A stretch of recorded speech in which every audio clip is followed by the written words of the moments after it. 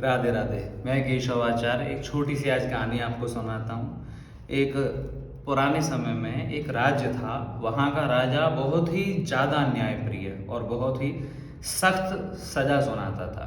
उस राज्य में यदि किसी से अनजाने में भी कोई छोटा सा भी अपराध हो जाए तो वो सबके लिए एक ही दंड निर्धारित था कि 10 खूंखार कुत्तों के सामने उसे डाल दिया जाएगा और वो कुत्ते उसे चीड़ फाड़ के समाप्त कर देते थे। और उस राज्य में सभी बहुत डर के काम करते थे।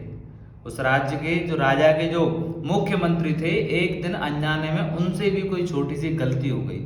उन्होंने राजा को बहुत समझाने का प्रयास किया पर राजा ने उनकी एक न सुनी। राजा ने उस मंत्री के लिए भी वही दंड जो निर्धारित था सुना दिया और सैनिकों को आज्ञा दी कि इन्हें भी ले जाकर के उन कुत्तों के सामने फेंक दिया जाए। तो मंत्री ने कहा, महाराज मेरी अंतिम इच्छा तो आप पूरी कर ही सकते हैं। तो महाराज ने कहा, बोलो क्या इच्छा है। तो मंत्री ने कहा, महाराज मुझे 10 दिन की मोहलत दे दी जाए। मेरे कुछ कार्य रह गए हैं, वो मैं कार्य करना चाहता हूँ। मेरे परिवार के कुछ ज़रूरी जिम्मेदारियां हैं, मैं उन्हें पूरी करना चाहता हूँ। महाराज कृपया मुझे 10 दिन का समय दे दिया जाए। राजा ने बात सुनी, चलो ठीक है 10 दिन का समय दिया, पर 10 दिन बाद आकर के आत्मसमर्पण कर देना, अन्यथा तुम्हें उठा करके ले आएंगे। 10 दिन पूरे हुए। ठीक 10 दिन बाद मंत्री जी स्वयं आकर के आत्मसमर्पण करते हैं। राजा बड़े प्रसन्न हुए कि हाँ चलो अपनी बात तो रखी।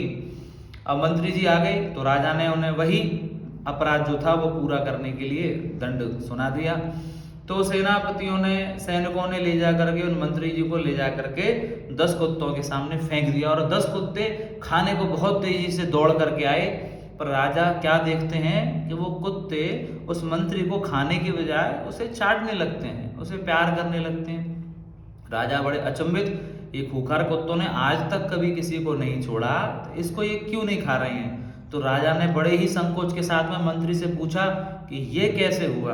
तो मंत्री ने बताया कि महाराज जो 10 दिन का समय आपने मुझे दिया था, उन 10 दिनों में मैंने इन कुत्तों की सेवा की, इन्हें नहलाया, धुलाया, खिलाया, इनको सहलाया, इनके साथ समय व्यतीत किया, इनकी सेवा की। तो महाराज केवल उन 10 दिन की सेवा के परिणाम में ये कुत्ते भी बदल गए मेरे लिए।